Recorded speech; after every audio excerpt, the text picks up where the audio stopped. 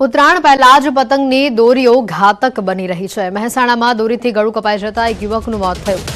અમલ્યાસણ bridge પર યુવકના ગળાના ભાગે દોરી વાગી 25 વર્ષીય યુવકનું ગળું દોરીથી કપાઈ જતા તેનું મોત થયું છે। યુવક અને તેની પત્ની બાઇક પરથી પસાર થઈ રહ્યા હતા અને તે સમયે આ ઘટના બની।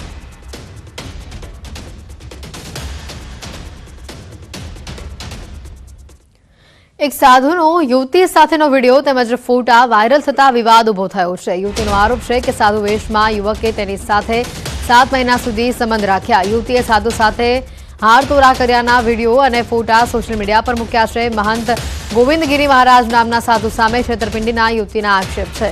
વધુમાં યુવતીએ જણાવ્યું કે મારી પાસેથી 50,000 રૂપિયા પડાવ્યા, ત્યારથી મહંત ગોવિંદગીરી ફરાર છે। સાધુએ યુવતીનો નંબર પણ બ્લોક કરી નાખ્યો છે। युवती सोशल मीडिया पर वीडियो मूकी न्याय मांग करी है,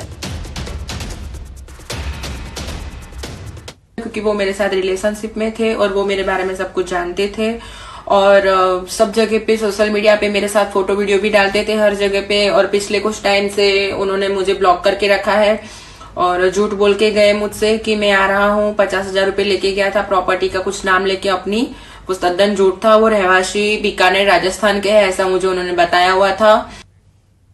सूरतना पुणा पर्वत पाटिया पास ट्रक और मोपेड वच्चे अकस्मात सर्जायो। ट्रक नीचे આવી જતા મોપેડ સવારને ગંભીર ઇજા પહોંચી છે। ઇજાગ્રસ્તને ખાનગી હોસ્પિટલ ખાતે ખસેડવામાં આવ્યા। શહેરમાં બેફામ ટ્રક ચલાવી અકસ્માત સર્જાય છે। અકસ્માતની આ ઘટનાને લઈને ટ્રાફિક જામના દ્રશ્યો પણ સર્જાયા છે। અકસ્માત બાદ ટ્રક નીચે મોપેડ ચાલક મહિલા ફસાઈ હોવાની માહિતી હતી। લોકોની ભારે જહેમત બાદ ઇજાગ્રસ્તને ટ્રક નીચેથી બહાર કાઢવામાં આવી। ઘટનાના જ દ્રશ્યો સામે આવ્યા છે। લોકો કયા પ્રકારે જહેમત ઉઠાવી હતી તે ઇજાગ્રસ્ત મહિલાને બહાર કાઢવા માટે તેના આ દ્રશ્યો છે। ઇજાગ્રસ્તને ખાનગી હોસ્પિટલમાં સારવાર માટે ખસેડવામાં આવી હોવાની માહિતી। અમદાવાદમાં સરકારે ફાળવેલી ગ્રાન્ટનો ઓડિટ રિપોર્ટ રજૂ ન કરી શકનાર સરકારી ગ્રાન્ટેડ શાળાઓને નોટિસ ફટકારવામાં આવી છે। અમદાવાદમાં આવી 100 જેટલી શાળાઓ ધ્યાને આવી છે, જેમાંથી 60 થી વધુ શાળાઓને જિલ્લા શિક્ષણ અધિકારીએ નોટિસ ફટકારી છે। મહત્વનું છે કે ડીઈઓ કક્ષાએ સરકારી ગ્રાન્ટનો શાળાઓએ ઓડિટ રિપોર્ટ રજૂ કરવાનો હોય છે, પરંતુ આમાં ઉદાસીનતા દાખવનાર શાળાઓ પાસે ખુલાસો મંગાયો છે। વધુમાં આવી શાળાઓની સરકારી ગ્રાન્ટ પણ અટકાવી દેવામાં આવી છે। એક ગ્રાન્ટેડ શાળાને ઓડિટ રિપોર્ટ દર વર્ષે ડીઓ કક્ષાએ જમા કરાવવાનો હોય છે અને ઓડિટ ફરજિયાત કરાવવાનું હોય છે।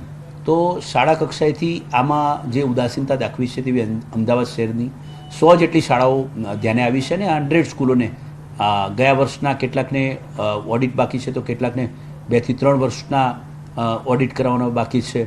તો એ પ્રકારે જેમના પણ ઓડિટ બાકી છે તેવા તમામ શાળાઓને અમે નોટિસ આપી છે। છોટાઉદેપુરના નસવાડી તાલુકાની તલાવ પ્રાથમિક શાળા બંધ થઈ જતા સ્થાનિકોમાં રોષ જોવા મળી રહ્યો છે। આદિવાસી સમાજના લોકોએ શાળા શરૂ કરવા નસવાડી મામલતદારને આવેદનપત્ર આપ્યું હતું। સ્થાનિકોએ આગામી 15 દિવસમાં શાળા શરૂ કરવાની રજૂઆત કરી હતી। જો શાળા શરૂ નહીં થાય તો ગાંધી ચિંધ્યા માર્ગે આંદોલનની ચીમકી ઉચ્ચારી હતી। સ્થાનિકોનો આક્ષેપ છે કે શાળાના આચાર્યએ બાળકોના વાલીઓ પાસે સહી કરાવી હતી અને સત્રના પ્રારંભે શાળામાં વિદ્યાર્થીઓની સંખ્યા 0 દર્શાવી હતી। વિદ્યાર્થીઓની સંખ્યા 0 થતાં શિક્ષણ વિભાગે શાળા બંધ કરવાનો આદેશ આપ્યો હતો અને જેના કારણે આસપાસના વિદ્યાર્થીઓના ભવિષ્ય પર મોટા પ્રશ્નાર્થ ચિહ્ન મુકાઈ ગયા છે। સમાજના લોકોએ ભેગા થઈને તંત્રને અનેક વખત શાળા ફરી ચાલુ કરવાની રજૂઆત કરી હતી, પરંતુ કોઈ પરિણામ ન મળતા હવે આદિવાસી સમાજના લોકોએ આવેદનપત્ર આપી 15 દિવસમાં શાળા શરૂ કરવા અલ્ટિમેટમ આપ્યું છે। નસવાડી તાલુકાના તલાવ ગામની પ્રાથમિક શાળા 1 વર્ષ કરતાં વધારે ટાઈમથી બંધ થઈ ગયેલી છે।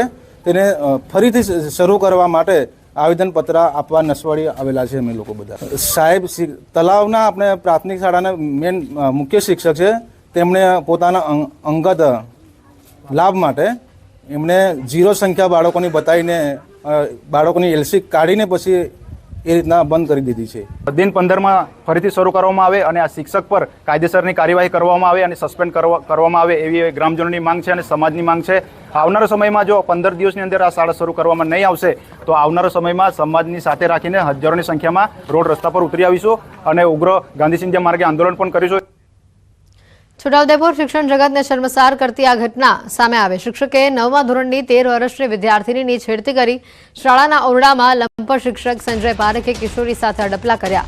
શારીરિક અડપલા કરી ફોટો વાયરલ કરવાની ધમકી આપી પીડિતાના પિતાએ છોટાઉદેપુર પોલીસ મથકમાં ફરિયાદ નોંધાવી છે। 51 વર્ષનો સંજય પારેખ હાલ ફરાર હોવાની માહિતી છે.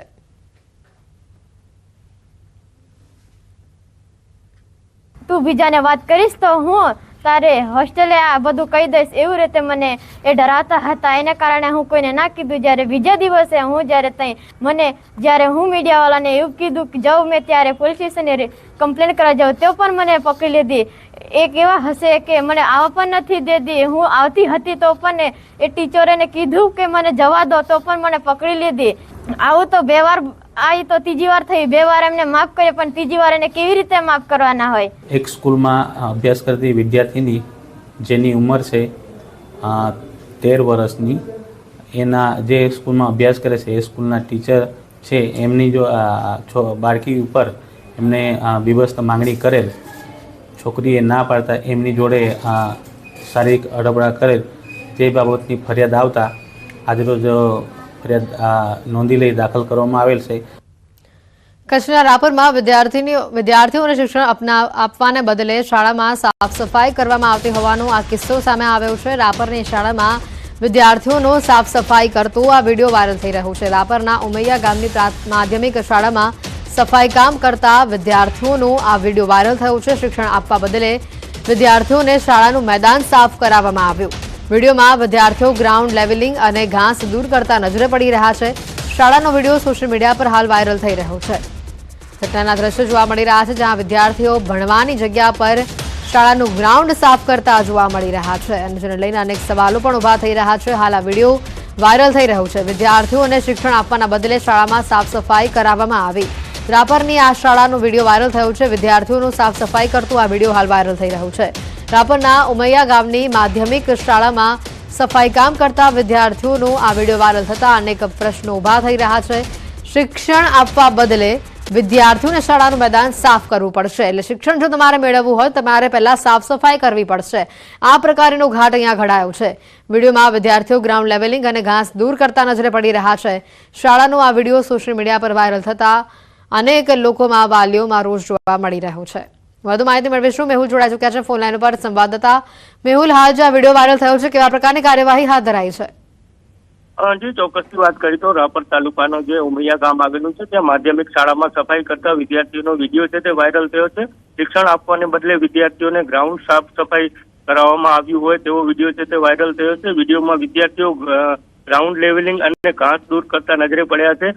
શાળાનો જે આ વિડીયો છે તે સમગ્ર સોશિયલ મીડિયામાં હાલ વાયરલ થયો છે. આ સમગ્ર મામલે છે તે જિલ્લા શિક્ષણ અધિકારીનો સંપર્ક સાધતા તેઓ હાલ મિટિંગમાં છે અને જોડાવી લઉં છું તેવો જવાબ આપવામાં આવ્યો છે. જી બિલકુલ, આભાર મેહુલ માહિતી બદલ. નવી